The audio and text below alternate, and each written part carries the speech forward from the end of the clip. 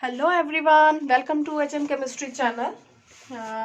In this video we are going to take the third lecture of Master Cadre preparation, that is states of matter. We already did 2 chapters in the detail, and we also did the test questions as well as some MCQs and numerical part related to that chapters. And in this video we are going to start our third chapter. अगर आप लोगों ने अभी तक channel को subscribe नहीं किया है तो प्लीज सब्सक्राइब कर लें, और अगर वीडियो अच्छी लगती है तो वीडियो के एंड में आप लाइक का बटन प्रेस करिए और कमेंट में जरूर बता के जाइए कि आपको कैसा लग रहा है पढ़ के। Let us start states of matter. देखिए, states of matter as a name indicate, ठीक है। मैटर, मैटर क्या है, पहले यहीं से पहले पढ़ो क्या है मैटर। मैटर होता है anything which occupies space and possesses some mass, that is matter. This paper is a matter, this pen is matter, this marker is matter. Means anything which occupies space, ये space घेर रहा है, and having some mass is known as matter, right. What you mean by state? State क्या होता है बताओ? State means physical condition of the system. State mean physical condition of the system, and physical condition means it may be solid, liquid or gas, right? Solid, liquid or gas. In this particular chapter we are going to take gaseous state, okay? Solid state और जो liquid state है उसका अलग chapter आ जाएगा। तो gas क्या होती है हमारे पास? देखो, gas has neither definite volume nor definite shape. ना तो उसका वॉल्यूम फिक्स होता है, ना ही उसका शेप है जो वो फिक्स होता है, ठीक है। They have negligible intermolecular forces of attraction. उनके जो फोर्सेस ऑफ अट्रैक्शन है पार्टिकल्स के बीच में वो बिल्कुल नेग्लिजिबल होते हैं, ठीक है। तो इसका क्या एग्जाम्पल लोगे आप? देखो, एक रूम में किसी ने परफ्यूम को स्प्रे किया, ठीक है, तो वो पूरे घर में उसकी जो है परफ्यूम की फ्रेग्रेंस हो जाती है। वो क्यों होती है? क्योंकि फोर्स ऑफ अट्रैक्शन ही नहीं है, ठीक है। अगर तो वो बाइंड करके रखें पार्टिकल तो उनको एक जगह से दूसरी जगह मूव करना इतना इजी ना होता, ठीक है। तो that's why they are having negligible force of attraction between them. And what you mean by intermolecular forces? This is very important term. Intermolecular forces क्या होते हैं? देखो, नेम क्या है?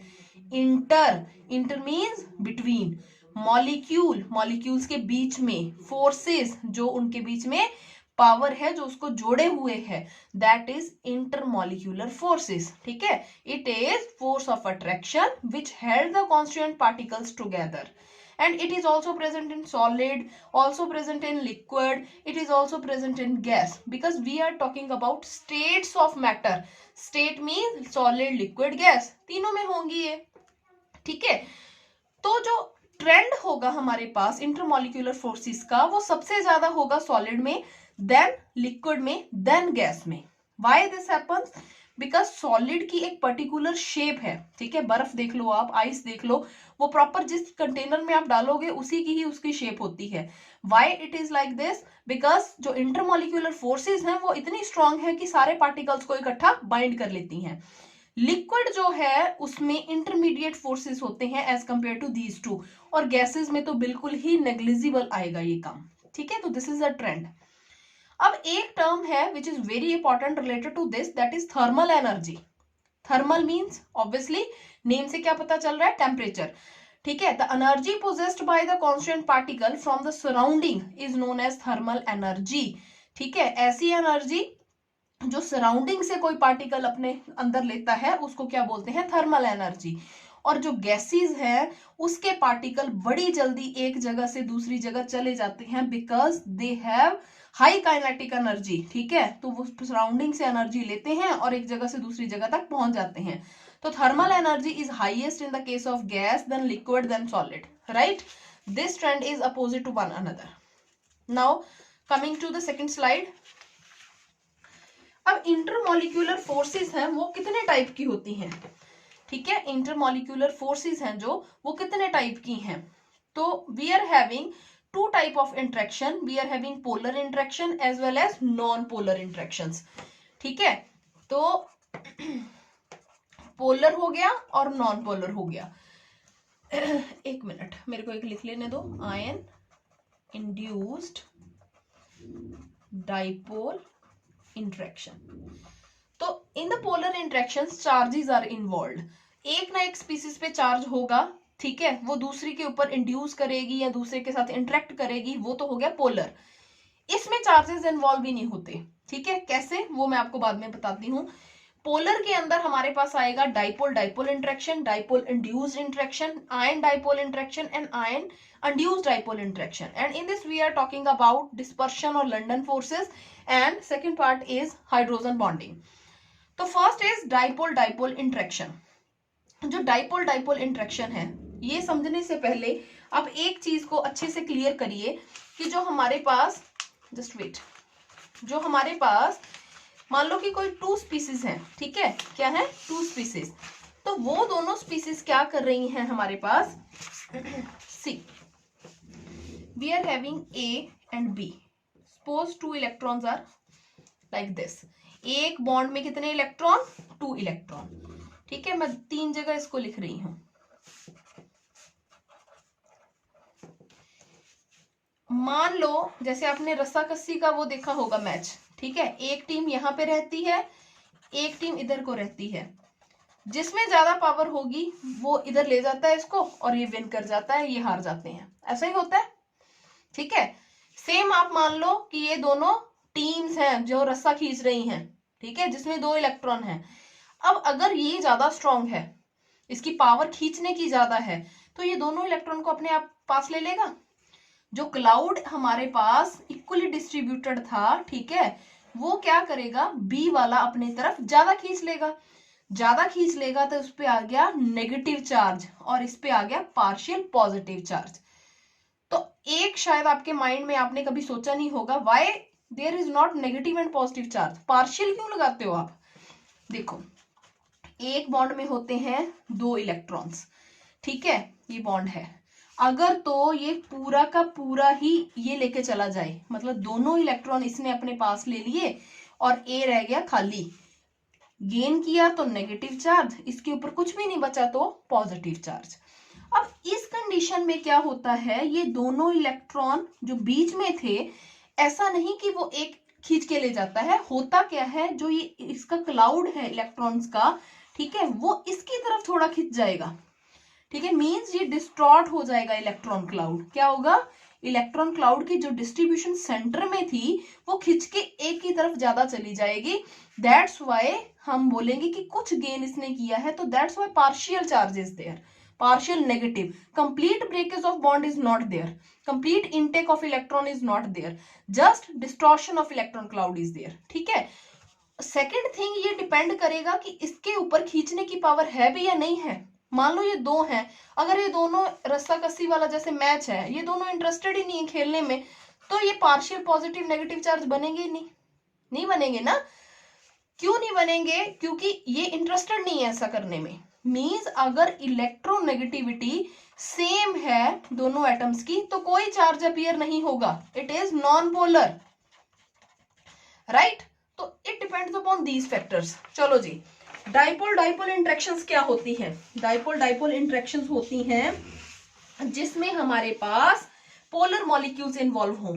क्या होते हैं, पोलर मॉलिक्यूल्स, जैसे HF, पोलर मींस जिनके ऊपर ऑलरेडी पॉजिटिव नेगेटिव चार्ज होता है, positive and negative, positive and negative, HF की बात कर लो, HCl की बात कर लो, ठीक है, तो already positive and negative charges are there in this one polar molecule. क्या, एक पोलर मॉलिक्यूल, जैसे ये है हमारे पास HF का, it comes closer to the second polar molecule of HF, already इसके ऊपर चार्ज थे क्योंकि ये पोलर है, कंडीशन ही पोलर की थी, बट इसका नेगेटिव पॉजिटिव चार्ज भी आपस में इंटरेक्ट करके एक बॉन्ड बना रहा है, एक इंटरेक्शन बना रहा है, and this is known as dipole dipole interaction. It occurs in polar molecules and in this the opposite charges also interact with one another, ठीक है, with different type of interaction which is dipole dipole interaction, right. जो dipole है that is equal to Q into L, जितना charge है और इनके बीच में कितना डिस्टेंस है उसके बराबर होता है हमारा डाइपोल मूवमेंट, ठीक है जी। चलो जी, सेकेंड हमारे पास आ गया आयन डाइपोल इंड्यूस्ड रिएक्शन, ठीक है, डाइपोल इंड्यूस्ड डाइपोल, तो वो क्या चीज है? इसमें हमारे पास याद रखना है आपने, एक होगा पोलर मॉलिक्यूल एंड एक होगा नॉन पोलर मॉलिक्यूल, ठीक है। A non polar molecule may be polarized when polar molecule comes in the vicinity of it. जब ये इसके पास चला जाएगा तो नॉन पोलर भी हमारे पास कुछ चार्ज को इंड्यूस कर लेगा, ठीक है जी। And this type of interactions are known as dipole induced dipole interaction, ठीक है। याद रखना है, एक पोलर होगा एक नॉन पोलर। पिछले केस में क्या थे? वो दोनों ही पोलर थे। जैसे आप बात करो, मैग्नेट की बात कर लो, ठीक है, चुंबक होता है हमारे पास, तो मैग्नेट आपने लिया, ठीक है, मैग्नेट ने मान लो ये कुछ हमारे पास लोहे के पीस थे, इसने ये अट्रैक्ट कर लिया, ठीक है। अब जब ये लोहे के पीस इसके ऊपर अटैच हो गए तो क्या होगा? कोई और पार्टिकल है, ठीक है, तो वो भी तो इसकी तरफ अट्रैक्ट होगा, इसके ऊपर भी मैग्नेटिक प्रॉपर्टीज आ गई ना, ठीक है। तो इट मींस सेम एग्जांपल इसका है, ये हो गया पोलर, ये हो गया नॉन पोलर, दोनों अटैच हो गए, तो इसके ऊपर भी जो है डाइपोल प्रेजेंट हो गया, ठीक है। तो इसको क्या बोलेंगे? डाइपोल इंड्यूस्ड डाइपोल, कि डाइपोल जो पोलर था उसने दूसरे के ऊपर भी उसको इतना फोर्स किया कि वो भी चुंबक की तरह बिहेव करने लग गया, तो डाइपोल इंड्यूस्ड डाइपोल, राइट। तो वन एग्जांपल इज अमोनिया और C6H6। अमोनिया क्या है हमारे पास?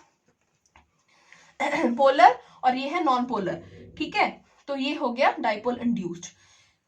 थर्ड कैटेगरी आती है हमारे पास आयन इंड्यूस्ड डाइपोल इंटरेक्शन, ठीक है, ion induced dipole interaction and ion dipole interaction.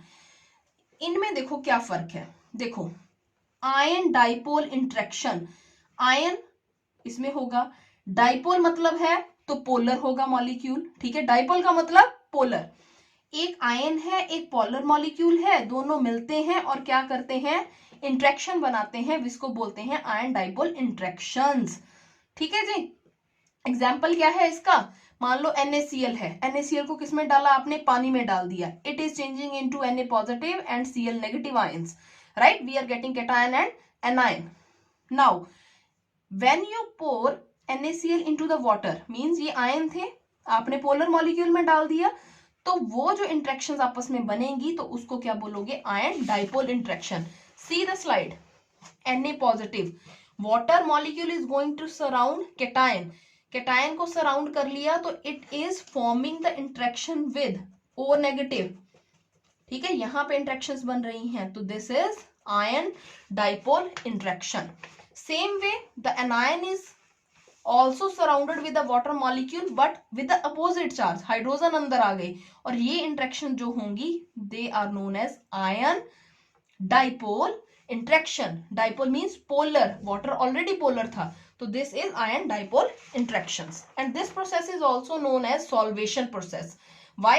Phenomena of opposite charged species getting surrounded by opposite end of solvent, किसी भी सॉल्वेंट के एंड जब आयन के आसपास सराउंड हो जाते हैं तो उस प्रोसेस को क्या बोलते हैं? सॉल्वेशन। और अगर वाटर लिया है सॉल्वेंट तो क्या बोलेंगे? हाइड्रेशन, ठीक है। तो उसके बाद आ जाओ ion induced dipole interaction. Induced का मतलब तो दूसरा है वो क्या है? Non polar. जहां पे भी इंड्यूस्ड वर्ड आ गया तो वहां पे एक चीज नॉन पोलर होगी ही होगी, याद रख लेना। जहां पे डाइपोल डाइपोल आ गया तो दोनों पोलर, जहां पे एक इंड्यूस वर्ड यूज हो गया उसका मतलब वहां पे एक नॉन पोलर स्पीसीज जरूर है। तो यहाँ पे आयन है जैसे NO3 नेगेटिव, इंड्यूस है तो नॉन पोलर लेना है, जैसे मैंने I2 ले लिया, ये दोनों एक दूसरे की विसिनिटी में आए, ion comes in the vicinity of non polar, then new interaction comes into the light and that is ion induced dipole interaction, ठीक है जी। Now London forces. What are London forces? See, I'm just going to tell you one thing. In the case of polar molecules, when you are having polar molecule, then we are having intermolecular forces of attraction. Polar है तो intermolecular forces हैं. If you are talking about non-polar molecule, जिसके ऊपर charge ही नहीं है, अगर charge नहीं है तो वो किसी को क्या अट्रैक्ट करेगा अपनी तरफ, क्या इंट्रैक्शन बनाएगा, ठीक है। तो इट मींस इंटरमॉलिक्यूलर फोर्सेस भी नहीं है, ना ही उसके ऊपर डाइपोल है। वेरी इंपॉर्टेंट थिंग, ये याद रखनी है आपने। तो if you are talking about gas, liquid and solid, gas में intermolecular forces is negligible, liquid में मीडियम होती है एंड सॉलिड में इट इज हाईएस्ट। ठीक है, तो इट मीन जिसमें नेग्लिजिबल है वो क्या होंगे, नॉन पोलर मॉलिक्यूल। ठीक है, तो नॉन पोलर जितने भी मॉलिक्यूल थे, यहां से हमारे पास एक फंडा बाहर आया, that is non polar molecule अगर यहाँ पे नेग्लिजिबल इंटरमॉलिक्यूलर फोर्सेस है तो वो सिर्फ गैस की फॉर्म में ही एग्जिस्ट करने चाहिए। ठीक है, लिक्विड या सॉलिड में नहीं करने चाहिए। पर क्या ऐसा होता है रियलिटी में? No, it doesn't happen. Why? अगर बेंजीन की बात करो, it is non polar. CCl4 it is non polar. ठीक है, बट CCl4 गैस है, बेंजीन लिक्विड है, तो इट मीन ये क्राइटेरिया तो गलत हो गया। तो ऐसी क्या चीज है जिस मतलब इनके बीच में फोर्सेस तो है नहीं है, पर क्या चीज है जिसकी वजह से ये लिक्विड और सॉलिड में कन्वर्ट हो गए? नॉन पोलर थे, फोर्सेस नहीं होनी चाहिए फैक्ट के अकॉर्डिंग, बट फिर भी ये लिक्विड या सॉलिड है रियलिटी में, तो ये क्यों है? अब देखो, मान लो कि आपके पास कोई इलेक्ट्रॉन है, एटम है, आयन है या मॉलिक्यूल है, right? At a instant of time, किसी एक इंस्टेंट ऑफ टाइम पे इलेक्ट्रॉन क्लाउड आपके किसी मॉलिक्यूल का वो इंस्टेंटेनियसली डिस्ट्रॉर्ट हो जाए किसी वजह से, किसी कारण से। ठीक है, जो इंस्टेंट हमारे पास डाइपोल अपीयर होगा without any reason, without any charges, तो उसको क्या बोलोगे? लंडन फोर्सेस या dispersion forces. And it generally appears in the case of electron, atom, molecule. See, this is the first molecule. ठीक है, ये एक था, ये एक है। First and second, it is going to rotate on their axis, ये अपने अपनी जगह पे घूम रहे हैं। But when it comes in the vicinity of each other, ये क्लोज आ गए घूमते घूमते, अब इसका इलेक्ट्रॉन क्या होगा? ये एक तरफ सेट हो जाएंगे। ठीक है, और जैसे ये इसके इलेक्ट्रॉन एक तरफ चले गए और इसका न्यूक्लियस दूसरे का एक तरफ चला गया, मतलब ये इलेक्ट्रॉन थे नेगेटिवली चार्ज और जो न्यूक्लियस था वो पॉजिटिव, मतलब सराउंडिंग में जब ये घूम रहे थे सर्कुलर पाथ में ही घूमते घूमते क्या हुआ कि एक इंस्टेंट ऐसा आया, कुछ ऐसा हो सकता है ऐसे मूवमेंट पे कि जो नेगेटिव वाले और पॉजिटिव न्यूक्लियस एक दूसरे से हल्का सा इंट्रैक्शन शो करें, and that forces are London forces which appear at any instant of time. ठीक है, उसको क्या बोलेंगे? London forces. And due to this dispersion is there, dispersion in the electron cloud, जो गोल था वो धीरे से डिस्पर्स हो जाएगा, चेंज कर लेगा शेप, तो दिस इज लंडन फोर्सेस। और नेम कहां से पढ़ा? Dispersion forces. ठीक है, तो this is all about this. तो last category is the hydrogen bonding case. Hydrogen bonding कहाँ होती है? हमेशा याद रखना, हाइड्रोजन, एक तो हाइड्रोजन चाहिए ही, बॉन्डिंग करनी है किसके साथ? Fluorine, oxygen, nitrogen, any electronegative atom, and these three are very famous in the chemistry, जो हाइड्रोजन बॉन्डिंग करेंगे ही करेंगे। ठीक है, फोन, FON, फोन यूज करते हो ना सारा दिन, FON, फोन, ये ट्रिक याद कर लो। ठीक है, तो इसको याद रखोगे तो याद रहेगा कि फ्लोरीन की सबसे ज्यादा, देन ऑक्सीजन की, देन नाइट्रोजन की। चलिए जी, the bonding between hydrogen and electronegative atom, it is hydrogen bonding, and it is of two type, intramolecular and intermolecular. Intra within the molecule, inter means with two different molecules. ठीक है, जैसे HF का case ले लो, HF था, ये एक molecule है इसका, ये इसका सेकेंड मॉलिक्यूल था, ये इसका थर्ड मॉलिक्यूल है, ये फोर्थ मॉलिक्यूल है। ठीक है, तो ये क्या कर रहे हैं? Hydrogen it going to bind with the electronegative fluorine, ये हाइड्रोजन फ्लोरीन के साथ बाइंड कर रहा है, तो this is hydrogen bonding, right? So this is all about the basic interactions, and in this iron polar interaction is strongest, then polar polar, then iron non-polar, then polar non-polar, and at the end we are having non-polar non-polar interaction. तो यहाँ से MCQ आ सकता है, देख लेना। देखो there are 11 gases in the periodic table, like, ठीक है, hydrogen, helium, neon, argon, krypton, xenon, radon, nitrogen, oxygen, fluorine, chlorine. ठीक है, तो these are basic 11 gases. Now, as I already told to you, state means physical conditions of the system. ठीक है, तो there are certain variables which are used to represent the physical condition of the gas. ठीक है, कुछ variables हैं जो उसकी condition को एक्सप्लेन करते हैं, that are known as state variables. ठीक है, और state functions, and these are pressure, volume, temperature and number of moles. ठीक है, suppose if in the first state gas is having P1, V1, T1 and N1 functions, and उसने changes कर लिए अपने में and it is going to change in state number 2, और उसमें भी ये सारी चीजें चेंज होंगी। ये कोई जरूरी नहीं है कि ये चारों की चारों चीजें ही चेंज हो सकता है सिर्फ प्रेशर चेंज हो जाए, रेस्ट 3 एटम्स आर सेम, ठीक है, या हो सकता है कि सिर्फ 2 चेंज हो जाए, 2 सेम रहे, या चारों की चारों चेंज हो जाए। It is not a particular pattern. तो अब आ जाओ जी, वॉल्यूम क्या होता है? वॉल्यूम होता है गैस का, जैसा आप कंटेनर लोगे वैसी ही उसका वॉल्यूम बन जाएगा, ठीक है। एक गिलास पानी लिया, गिलास में गिलास की शेप, एक गिलास पानी को आपने बाउल में ट्रांसफर कर दिया तो वो बाउल की शेप में आ जाएगा, ठीक है। उसको आप कहीं और ट्रांसफर करोगे तो उस कंटेनर की शेप ले लेगा। तो वॉल्यूम ऑफ गैस है जो वो सेम रहेगा कंटेनर की तरफ, ठीक है। तो ये जो इसकी टर्म्स है, 1 litre is equal to 1000 ml, it is equal to 1000 centimetre cube, it is equal to 1 dm cube, ठीक है। 1 millilitre is equal to 1 centimetre cube and it is also equal to 1 cc। ये मोल concept में मैंने already detail दे दी थी, वो इसलिए दी थी क्योंकि मेरे को पता था कि वो नेक्स्ट चैप्टर्स में ऐसी ही टर्म्स को आपको यूज करना पड़ेगा, राइट। तो ये याद कर लेना।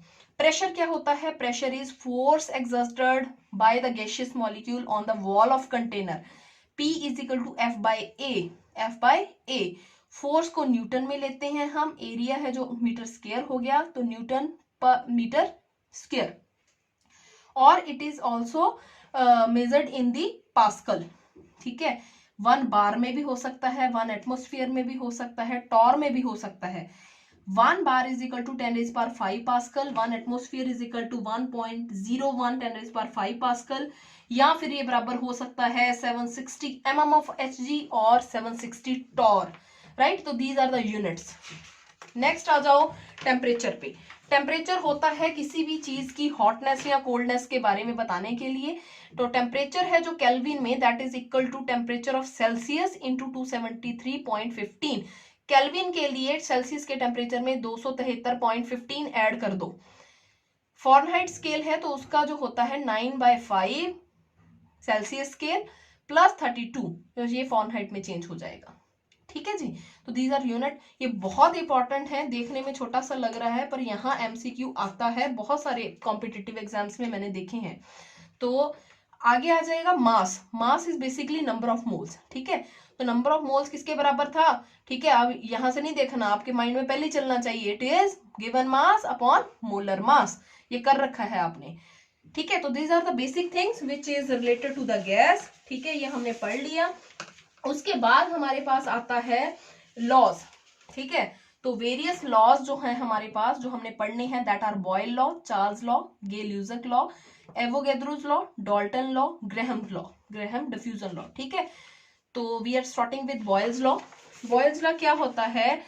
इट सेज कि at the constant temperature we have to fix our temperature constant, ठीक है। तो अगर टेम्परेचर कांस्टेंट है आपका, then pressure of any gas is inversely proportional to volume. Pressure of any gas is equal inversely proportional to volume. तो inversely proportional, जो proportionality का sign है, जब भी आप हटाओगे, हर मैथमेटिकल स्टूडेंट को पता है, तो we have to keep a constant, constant is K. तो from this PV is equal to K, this is the relation. And if we are talking about कि gas is changing from one state to another state, एक जगह से दूसरी जगह पे उसने shift किया स्टेट को, तो P1V1 is equal to P2V2, और अगर थर्ड में भी जाती है तो that is equal to P3V3। तो very important relationship, temperature constant रहेगा, वॉल्यूम और प्रेशर का रिलेशनशिप है। और एक चीज आपने याद रखनी है, जब इसका ग्राफ बनता है प्रेशर और वॉल्यूम का, देखना एक बार, P और V का जो ग्राफ है दैट इज हाइपरबोला ग्राफ। क्या है? Hyperbola graph. But if you are taking graph between P and 1/P, ठीक है, तो ये रहेगा स्ट्रेट लाइन ग्राफ। याद रखना है, बहुत इंपॉर्टेंट है, ग्राफ में ही क्वेश्चन आते हैं, ठीक है। न्यूमेरिकल आ जाए तो वेल एंड गुड है, नहीं तो ग्राफ पे ही क्वेश्चन आता है पेपर में। P एंड V है जो हाइपरबोला ग्राफ रहेगा, P का 1/V के साथ ग्राफ है, तो it is straight line graph. When temperature is constant, और उसके बाद आप जो ग्राफ ड्रॉ करते हो, जो स्केल ड्रॉ करते हो, that are known as isotherm, ठीक है। टेम्परेचर कांस्टेंट पे जो ग्राफ आप ड्रॉ कर रहे हो यहाँ पे, तो उसको क्या बोलेंगे? आइसोथर्म। तो देखिए, जब आप P और V के बीच में ग्राफ बना रहे हो या यहाँ पे बना रहे हो, तो आपने याद रखना है, जैसे ये मैंने 3 आपकी ले ली, ठीक है। तो इन दिस केस जो T3 हमेशा ज्यादा होगा T2 से देन T1 से, ठीक है। तो ये रिलेशनशिप डिटेल में है, डिटेल में नहीं बता रही क्योंकि आप डायरेक्ट याद करो इसको। जिसको यहाँ पे प्रॉब्लम है तो वो बुक देख सकता है कि ये रिलेशन ऐसे मैंने क्यों दे दिए हैं। ठीक है, तो T3 हमेशा ज्यादा होगा T2 से देन T1 से। क्लियर? चलिए इसका एक न्यूमेरिकल कर लो। A gas occupies 200 ml at a pressure of 0.820 bar at 20 degree. How much volume it occupy when it is subjected to exert external pressure of 1.05 bar at same temperature? ठीक है, तो numerical को पढ़ के confuse नहीं होना, as I already said to you. यहाँ पे आ जाओ, सेम टेम्परेचर आ जाए तो दिमाग में क्या घंटी बजनी चाहिए, क्या आइडिया आना चाहिए कि it is Boyle's law. Boyle's law है तो क्या हमारे पास रिलेशन है, P inversely proportional to 1/V। अगर तो एक ही स्टेट की बात कर रहा है तो यहीं से निकल जाएगा। अगर दो हमारे पास टेम्परेचर प्रेशर कुछ दिया हुआ है तो हमारे पास P1 इज इक्वल टू ये लेनी पड़ेगी इक्वेशन। सबसे पहले न्यूमेरिकल में करना क्या है, चाहे जितने मर्जी इंटेलिजेंट हो आप, अगर आपको लगता है कि आता है, गलती फिर भी हो जाती है हमें, तो एक जगह पे पहले गिवन लिखा करो कि गिवन क्या क्या है। देखो तोड़ तोड़ के न्यूमेरिकल पढ़ना है। पहले क्या है ml, तो V1 दिया है 200, प्रेशर इसका कितना दिया है 0.820, तो P1 V1 लिख दिया। बार एट 20 डिग्री, 20 डिग्री दिया है और बाद में भी सेम टेम्परेचर बोला है तो टेम्परेचर का तो करना ही कुछ नहीं। हाउ मच वॉल्यूम, वॉल्यूम मतलब निकालना होगा, हाउ मच पूछ रहा है हमसे, तो V2 तो निकालना है। उसके बाद एक्सटर्नल प्रेशर कितना दे दिया 0.10, तो ये दिया हुआ है। तो विच लॉ, बॉयल्स लॉ। यहां से P1 V1 is equal to P2 V2, V2 यहां से निकल जाएगा एंड इट इज 160 ml। ठीक है, हमेशा स्टेटमेंट को टिप है ये न्यूमेरिकल के लिए, तोड़ के पढ़ो, गिवन एक जगह लिखो, फिर थोड़ा सा सोचो कि ये क्या है, क्योंकि करने में आपको ज्यादा से ज्यादा 2 मिनट लगा सकते हो अपना न्यूमेरिकल को, क्योंकि पेपर बड़ा लेंथी होता है। ठीक है, ज्यादा टाइम नहीं लगा सकते आप। ये क्वेश्चन आपने खुद करना है। ठीक है, इसका आंसर मैंने यहाँ पे दे दिया है और इसको सॉल्व करो, और अगर किसी से नहीं सॉल्व होता तो कमेंट में बताओ। चलो जी, second law is Charles law. ठीक है, चार्ल्स लॉ क्या बोलता है कि एट अ कांस्टेंट प्रेशर, ठीक है, कांस्टेंट प्रेशर पे हमारे पास क्या होता है कि जो वॉल्यूम है किसी गैस का that is directly proportional to temperature. और ये लॉ हमेशा आप लिखते, गिवन मास लिखा है तो इट मींस n भी कांस्टेंट है, नंबर ऑफ मोल्स भी यहाँ पे कांस्टेंट है। हर डेफिनेशन में ऐसे ही है कि for a given mass, for a fixed mass of a gas, तो n कांस्टेंट है। तो volume directly proportional to temperature, proportionality का साइन हटाया तो KT, V/T is equal to K, and if it is changing the state into one to another then V1 T1 is equal to V2 upon T2। यहाँ पे ये relation बन जाएगा। और जब भी प्रेशर कांस्टेंट होता है और आप ग्राफ ड्रॉ करते हो वॉल्यूम और टेम्परेचर के बीच में, उसको क्या बोलते हैं, आइसोबार।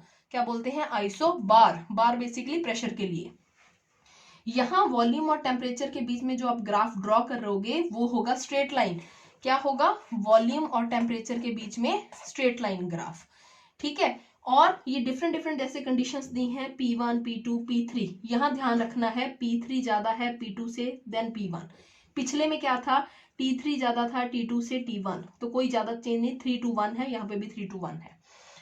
ठीक है, V/T का ग्राफ लो V के साथ तो it is like this, V/T का T के साथ लेते हो आप, ठीक है, टेम्परेचर के साथ, तो भी ये ऐसा ही आएगा।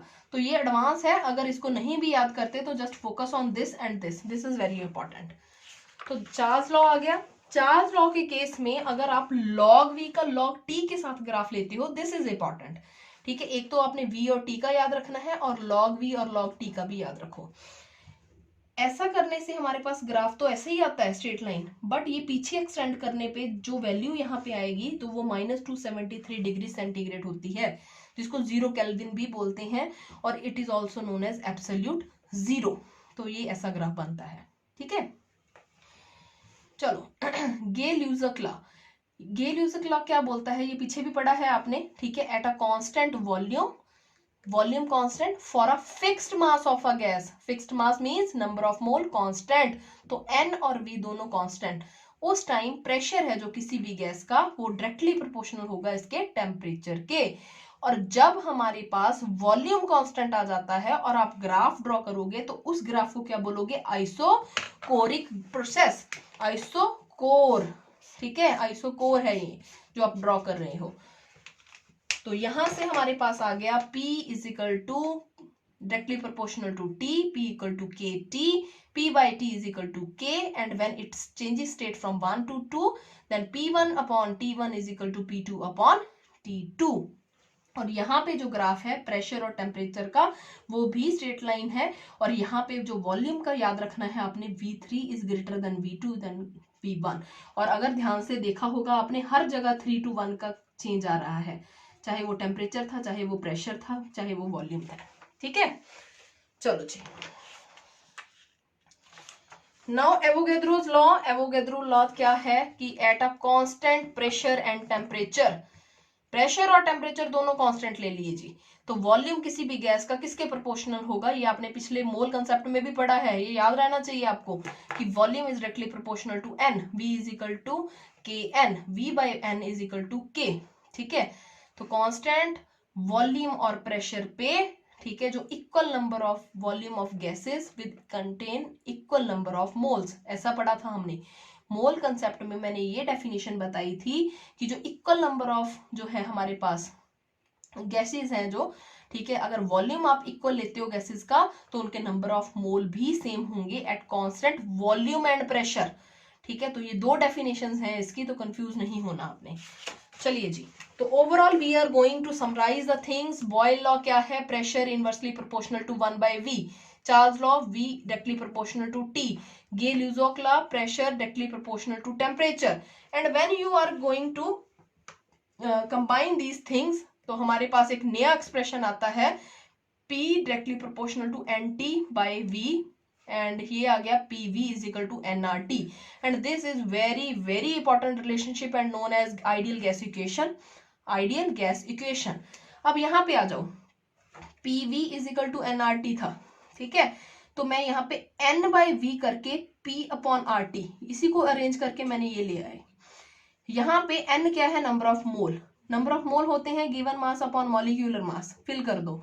अब इसको दोबारा क्या किया, मास अपॉन वॉल्यूम, क्या होता है किसी भी चीज की, डेंसिटी, डेंसिटी क्या होती है, मास अपॉन वॉल्यूम, तो D by M is equal to P by RT, तो यहाँ पे क्या आ गया, PM is equal to DRT। तो जहां पे डेंसिटी दी होगी तो डेफिनेटली आपने यही फॉर्मूला यूज करना है, अगर ये नहीं दिया तो आपके पास ये वाला फॉर्मूला आ जाएगा।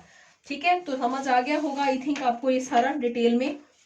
ठीक है, तो ये आइडियल गैस हो गया, और एक एक्सप्रेशन आपने और याद रखना है, अगर गैस वही स्टेट चेंज करती है तो आपके पास P1 V1 upon T1 is equal to P2 V2 upon T2 के होता है, अगर एक स्टेट से वो दूसरी स्टेट में चेंज करती है, तो इसके बेस पे भी हमसे न्यूमेरिकल पूछे जा सकते हैं। And what is R? R is universal gas constant, जिसकी वैल्यू आपने याद रखनी है, which is equal to 8.314 joule K -1 mole -1। It is also equal to 0.0821 litre atmosphere. यहां से चेंज हो रहा है, सिर्फ ये चीजें चेंज कर रहे हो, बाकी ये सारी चीज दिस वन सेम है। ठीक है, तो R is also equal to 2 calorie K -1 mole -1 and 1 calorie is equal to 4.2 joule. ठीक है, तो this is all about ideal gas equation, you just have to remember the R value. ठीक है, तो आगे आ जाओ जी, एक न्यूमेरिकल आ गया, a sample of nitrogen gas occupies a volume. मैं तोड़ के स्टेटमेंट पढ़ूंगी फिर, क्योंकि यही टिप है न्यूमेरिकल को करने की। Nitrogen gas occupy a volume of 1 litre, volume दिया है तो नोट करो, पहले तो वॉल्यूम है हमारे पास, एट अ प्रेशर 0.5, प्रेशर 0.5 है तो उस टाइम इसने बोल दिया कि वॉल्यूम इतना है। कैलकुलेट करो प्रेशर को, ठीक है, when gas compresses to 0.225 ml, तो वॉल्यूम उसने दूसरा भी दे दिया, प्रेशर हमने निकालना है, और टेम्परेचर इसने दे दिया साथ में -6 डिग्री सेंटीग्रेड। तो इसका क्या मतलब है, इसका मतलब दो टेम्परेचर दे दिए हमें, दो वॉल्यूम्स दिए हुए हैं, दो प्रेशर दिए गए हैं, तो न्यूमेरिकल क्या आएगा, P1 V1 upon T1 is equal to P2 V2 upon T2। It is from ideal gas equation. तो टेम्परेचर को हर बार आपने क्या करना है, केल्विन में चेंज करना ही करना है, याद रखना आपने जब इस चैप्टर को करोगे। तो यहां से P2 निकाल लो, P2 निकालोगे जब आप, तो यहां से आंसर आएगा 1895.6 बार। ठीक है, चलो जी, आगे आ गया, डेंसिटी है जो हमारे पास of a gas at 27 degree centigrade and 1 bar pressure is this, calculate molar mass. अभी अभी आप करके हटे हो, जब भी डेंसिटी की बात आएगी तो आइडियल इक्वेशन वाली जो है उसकी आपने मॉडिफिकेशन यूज करनी है, PM is equal to DRT वाली। तो प्रेशर 1 बार गिवन है, टेम्परेचर 27 डिग्री सेंटीग्रेड दिया था which is equal to 300 kelvin, density is given 2.56 which is also ठीक है गिवन दी हुई है।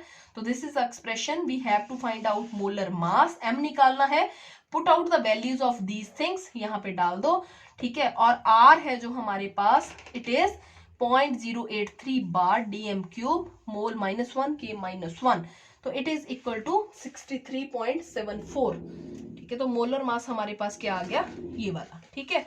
तो this is all about the gas laws जो हमने पढ़ लिए हैं and basic things, interaction in the chapter number 3 states of matter. I hope you like the video, और अगर सभी को ये समझ आ गया है तो आपने करना क्या है, लाइक का बटन प्रेस करना है और एट द एंड कमेंट में जरूर बताना है कि पढ़ के मजा आ रहा है या नहीं आ रहा, समझ आ रही है केमिस्ट्री या नहीं आ रही, ठीक है। तो मिलते हैं जी एक नई वीडियो के साथ, तब तक चैनल को जरूर सब्सक्राइब कर लें और लाइक कमेंट जरूर करके जाना है यहाँ से, और मिलते हैं नई वीडियो में, तब तक के लिए बाय बाय।